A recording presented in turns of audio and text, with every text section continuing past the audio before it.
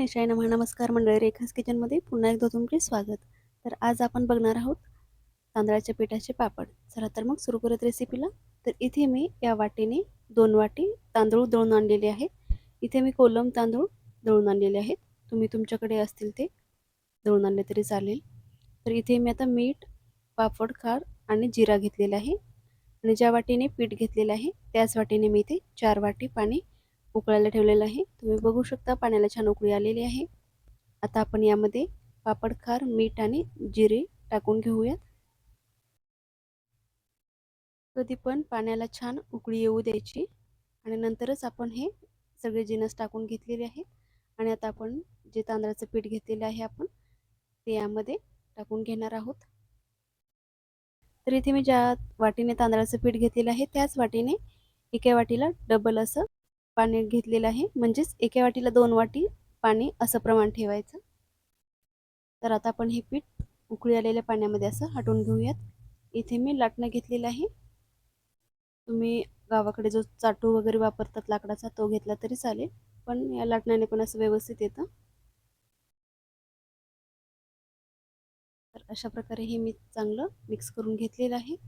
आणि आता आपण गॅस बंद करणार आहोत आणि हे झाकून आपल्याला 10 मिनिटं ठेवून द्यायचं आहे.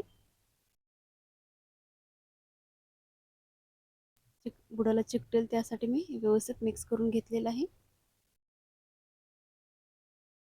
आणि हे आपल्याला तांदळाचं पीठ चांगलं वाफेवर शिजवून घ्यायचं आहे.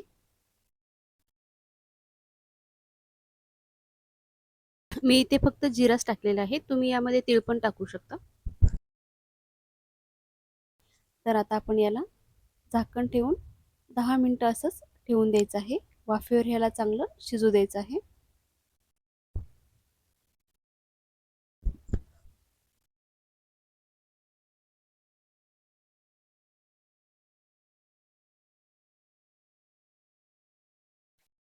पीठ छान शिजलेलं आहे. आता आपण हे एका ताटामध्ये काढून घेऊयात. आणि हे गरम आहे त्यामुळे मी चमच्याच्या सहाय्याने थोडंसं असं स्प्रेड करून घेते आणि नंतर हे हाताने आपण चांगलं मिक्स करून घेणार आहोत. तुम्ही बघू शकता अशा प्रकारे पीठ छान असं मळून घेतलेलं आहे. आतमध्ये गुठळ्या होणार नाहीत याची काळजी घ्यायची. अशा प्रकारे व्यवस्थित मी पीठ मळून घेतलेलं आहे. आणि तुम्हाला जर माझे व्हिडिओ आवडत असतील तर नक्की व्हिडिओला लाईक करा, शेअर करा आणि चॅनलला सबस्क्राईब नक्की करा. हलकंसं गरम असतानाच मी पीठ मळलेलं आहे. आता पीठ आपलं पूर्णपणे थंडसं झालेलं आहे.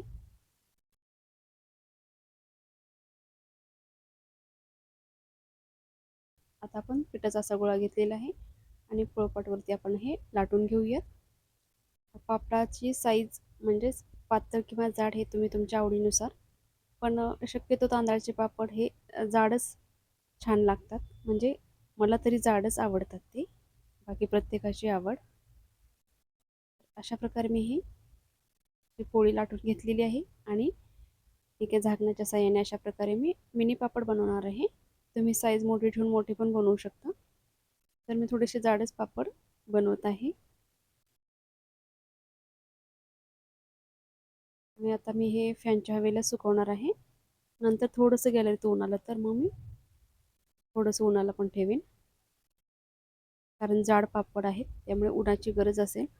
पण फॅनच्या हवेला पण आपण हे 2-3 दिवस छान सुकवून घेऊ शकतो.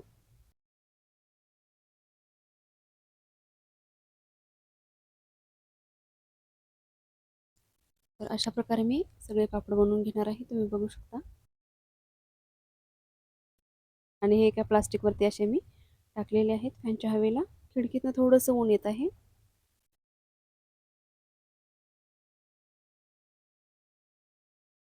तर अशा प्रकारे मी बाकीचे सगळे पापड बनवून घेतलेले आहेत. आणि आता हे मी सेम अशा प्रकारे झाकणाच्या साहाय्याने कट करून घेतलेले आहेत. तर आता आपण हे सगळे सुकायला टाकूयात. अशा प्रकारे आपले सगळे पापड बनवून तयार झालेले आहेत.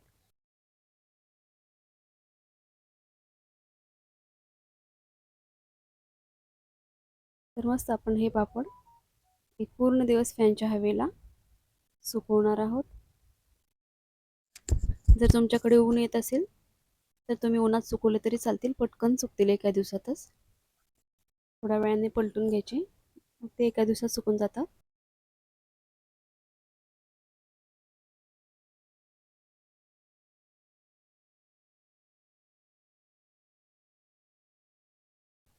अशा प्रकारे मी हे पापड सुकायला ठेवलेले आहेत आणि सुकल्यानंतर तुम्ही बघू शकता अशा प्रकारे पापड दिसतात. मी थोडेसे जाड बनवले असल्यामुळे हलकेसे ते थोडेसे ओले आहेत, त्यामुळे मी काही तळले नाहीत आता सध्या तरी. परत मी उन्हाला ठेवेन. परत मी उन्हाला थोडं सुकवून घेईल आणि मग फ्राय करेन. तर अशा प्रकारे तुम्ही पण नक्की ट्राय करा आणि कसे झाले ते मला नक्की सांगा. चला तर मग पुन्हा भेटूया अशाच एका रेसिपीसोबत. तोपर्यंत धन्यवाद. श्री स्वामी समर्थ.